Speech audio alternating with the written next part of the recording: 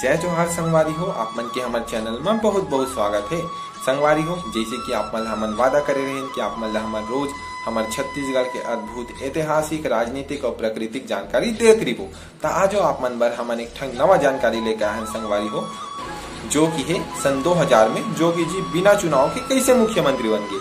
संगवारी हो, आप मन सोचत हो कि जोगी जी बिना चुनाव के कैसे मुख्यमंत्री बन गिरी से, जब हमारे छत्तीसगढ़ नवा नवा बनी रही से, क्योंकि बिना चुनाव के कोई सरकार बने नहीं सके। तो संगवारी हो, एक उत्तर आप मन बर मैं लेके आया हो। तो संगवारी हो, जब हमारे छत्तीसगढ़ बनी सन 2000 में, तो वो टाइम हमारे नवा सरकार बनाए पर संगवारी ये फॉर्मूला लगाए रही से कि छत्तीसगढ़ में कौन सी पार्टी के ज्यादा विधायक है।